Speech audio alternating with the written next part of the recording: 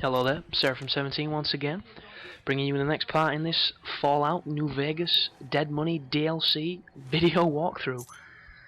And this is part 16, and I can gladly say we're back on track. Back on track to being a helpful video guide as opposed to the bullshit that those last few videos were. So I apologise about those, but you know, it is what it is. And we last found ourselves, if you've been watching this shit, searching after Dean. Dean Domino had run away from us and we had to track him down, so he was looking through these back areas. And basically, all you have to do is unlock that door with Vera's key, which is in that room I was just in. And once you do that, you have to run up to the projection room and play a holotape. And to get that done, you just go out of that door I just opened, you run straight forward, you turn to the left when you come to the inaccessible door, and if you go straight forward from there, there's a staircase that leads to it. It's nice and simple, nothing too difficult. But it's going to take me a couple of minutes to do it, purely because I'm dicking about on my Pip-Boy and various other bullshit. Once that's done, you play a little holotape. It's going to turn the holograms into friendly people, basically, so they don't attack you anymore, and then you can move all the way back down and enter the stage, because it opens the stage up for you. So as you can see, I'm playing Metal Gear Solid at the moment. I'm getting my sneak on so that these motherfuckers don't see me, but the best thing to do on this situation is to just rush past them, because by the time they've reacted you can already get out of the field of view and you can just get on with it. So here I go. Just get your jog on, ignore them dudes, go here, turn left, straight forward up these stairs. Dead simple. And it's just a case of once you're inside here, rob the shit off the shelves, do what you do, and then go to that and activate it. But this wouldn't be Fallout if you don't see me picking up a ton of shit, so here I go with my bobby pin and my good old screwdriver, and I just rob as much shit as I can. And there you go. Play the I saw her yesterday, that's the code word, and it deactivates all the holograms for you.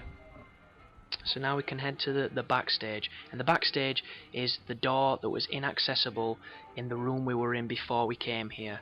So directly down to the left, basically. But unfortunately I think it's got something to do with the stage, because I thought that would activate it. So instead of going straight to it, I'm going to be messing about under the stairs and with the mics. And it doesn't actually pay any dividends, because we have to go in the area that we were in before. So here I go, wandering around like a fucking headless chicken. And it's one of those things where the more you try it, the more it happens the exact same it did before, but for some reason, because of some twisted neurosis, you think it's going to be something different, you think it's going to open up a door that wasn't there before. And as you can see, I'm trying to hit an invisible tripwire that just simply isn't here. And it's straight through there. That's where we need to be going, back in that door we came from, and it's on the right. It leads to the stage, and it leads up that staircase that I keep trying to get underneath. So if this moment, if I'd realised where it was trying to tell me to go, but I'll get there in the end. And that's a surefire way of telling when I'm frustrated, because I start shooting shit. And don't go this way, it has absolutely nothing to do with this angle. Although you can go all the way around and it will get you to that entrance to the stage, but it's quicker just to go the other side. And it's just going to take me another minute to figure this out, so I would have sped it up, but I do the commentaries on the fly, so once I've started I might as well finish, basically. And once again, I'm looking for some magic switch or some sneaky crawl space that I can get through, because I have no idea where I'm going. I even mess around with my torch, because that's going to make a big fucking difference. There I go, bashing the examine button to see if there's some pressure plate that you've got to press. And because of the early moment, I'm a little low on confidence, because I got stuck for so long trying to find that fucking key. So right now, this is not good. I was hoping the microphone was going to trigger it and the curtains were going to open and there would have been a nice little gala event happening, but it turns out you come round here and there you go, stage door. And how simple was that? Told you I made it look more difficult than it should be, but my apologies. And this conversation right now is going to decide what your relationship with Dean is going to be for the rest of this DLC. Because he pissed me off so much, I basically wanted to say the rudest things I could so I could shoot him in the fucking face. And that's exactly what I do. So if you're wanting to keep Dean as your mate and just basically don't follow the same route as I do. Try and be a bit more democratic with him, negotiate, and hopefully there'll be some kind of consensus where he leaves you alive. But you're not going to see that on this video walkthrough, so I do apologise. I'm going to shoot him in the head until he has nothing left. Which is kind of similar to the end of the game. Because I'm not going to be evading Father Elijah and trapping him in the vault. I'm just going to shoot him in the face and make a run for it. The reason being, it looks a bit more entertaining than the sneaky route that you can take to get the achievement. And you don't even have to do that unless you're an achievement whore like me. But yeah, this guy talks for a little bit. I didn't speed it up purely because this is coming to the end of this guide, so I left this one in. And as you can see, he's talking smack, he's talking shit. And you don't talk shit to me, dude, because I go in vats and I blow your fucking teeth out. And there you go.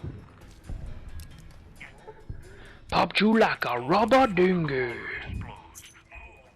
And now we have to escape before his collar goes off, so basically get to the exit as quickly as possible. Don't fuck about on the stage like I do, because I probably nearly die. Just get out of this place as quickly as you can. And you get out the way you entered, and you go back into the rest of the casino. And we have to do this now for Dog and for Christine, so it's just a repeat of what we've already done, basically. It does give you an ample amount of time to get away, but if you fuck about, it will kill you, so be very careful. And there we go, a nice 1400 experience just for killing that douchebag. And the next person I'm going to be looking into is going to be Dog. You can obviously do it in your own discretion, but I think this is probably going to be the best way to do it, because Christine plays a slightly larger role than the other ones do, because she has a couple of personal traits that I'm not going to spoil. You'll see it when you play the game, and she's, for whatever reasons, utilised a little bit. And as you can see, now that we've started this shit, the ghost people have invaded the Sierra Madre, so instead of running around this place lost as a motherfucker, you're going to have to fight people now. And there's going to be quite a few of them in close proximity, so if you're using a melee weapon or if you're using a gun of your choice, just dispatch them as you've been doing this entire game. It's nothing too difficult, but they will rush you, and if there's half a dozen of them, they can fuck you up. I just popped that dude's leg with my light machine gun there. And once again, if you don't know where you're going, always use your trusty Pip-Boy, it will show you. And here I go reading shit slow as hell, because I'm a retard. And there's another red bar, meaning that there's somebody else in this area, but doesn't look like I'm paying any attention, so I'm just gonna go my own thing.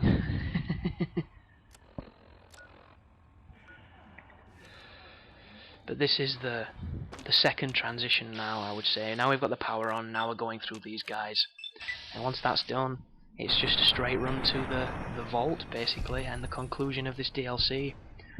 And I don't know about your guys, but this is about the time when I was thinking that this is either going to get a hell of a lot better, or it's going to kind of die and rot, because I don't think this has been the most entertaining piece of content, and I've left a fucking loading screen in. So I do apologise about that, but it's not too long. There's some loading screens on this game that are literally minutes. I'm not even fucking about. I don't know if it's because my Xbox is pretty old. I don't know if because the disc is. I should have probably installed, but my hard drive's super tiny, so I don't have the room to do it. But yeah, some of the loading sequences. In fact, there's one on, I think it's part 19, which I've just been editing earlier, and it literally was nearly 2 minutes fucking long. It was like Dead Rising 2. It was something out of PlayStation 1 days. It was just fucking horrific. And up there, as you can see, is another speaker that's gonna affect your collar, so neutralize that. And I'm just move through this suite, and it's just going to be the similar things we've been doing before. The only difference being is it's a lot brighter in here, thankfully, so there's none of that fucking bullshit of before. The only problem now is to hide the speakers a little bit better. And just continue making your way to God. And what's going to happen here is there's going to be a load of leaky valves, so the room's going to be filled with gas, so if you fire your gun, it's going to kill you instantly, so don't do that. Also, if you don't sneak up on Dog, I think the conversation ends and he kills himself and you'll fail, and either way, 'cause it blows the entire room up. So shut off all the gas as quickly as you can, and it makes the next section dead simple. But once again, I'm wandering around this fucking maze because I'm not too sure exactly where it wants me to go, but I'll figure it out. And here we go, this infamous room from 2 videos back. I fucking hate this room, but I've suddenly realised now that it's the big doors that lead into the kitchenette area that I need to be. So I'm going to back out of here and follow this piss poor waypoint, which is pointing all over the fucking shop but not giving me any idea of the depth. But this next one is a lot shorter than the one we just did with Dean. Jesus Christ, I've gone back in that fucking room. Yeah, it's entirely up to you how you can get there. You can go this way. If you go upstairs to the bar, which I'm probably going to do, it does lead to the door you can go through. And here we go, we've got a nice little holographic bartender. Where were you before, arsehole? I could have used you to find that fucking key. And then you go straight up here, and it's the big door that they warned us about before. There you go. Now we can use the maintenance key and get in here. And right away, you've got to switch the valves off. So turn that bad boy off. Then move through this door, straight forward. And then you'll see your next valve. Switch that one off. Make sure you're crouched. I don't know if you can run this because you'll probably interrupt the conversation and force him to commit suicide. But your last valve is directly forward now. And once this is done, you don't have to worry about blowing up. There you go. Repair. And now we're free to fire his gun again. And that's that mission completed. Here we go. Conversation with Dog. And how quick was that? Before, we had to go past holograms, we had to go on the stage, we had to play holotapes and all that fucking bullshit. And now we do this, it literally takes us 30 seconds once we've found the bloody door. So, say exactly what you want to say to him, follow the dialogue trees the way you want this DLC to play out. I wanted to keep God, so he goes through a little metamorphosis and forgets who I am, which is nice and charming, but he's still alive, so that's okay. And luckily enough I have 100 speech, so I can piss all these conversations. If you don't worry. It might take a little bit longer, but you'll get to the same place in the end. And there we go, 111 experience for that one. Nearly at level 34, always nice. But this conversation is a little long and protracted, purely because this fucking idiots. Oh, he's always having these inner dialogues with himself between these 2 personalities. And by this point, I'm not really engrossed whatsoever in the story, because this DLC's kind of left me on an island. Don't know how your guys are feeling. You might be thinking, shut the fuck up, dude. I'm trying to listen to this piece of exposition that's, you know, the epitome of what this character is. This is the crescendo of his character peak, his character arc. But personally, I just think it's a fucking cop-out. Especially when you consider it took us 30 seconds to resolve his situation, so he's practically pointless aside from the fact he had to pull the handle all the way back in the villa. But if you ask me, anybody could have pulled that fucking handle. It weren't exactly a heavy-duty door.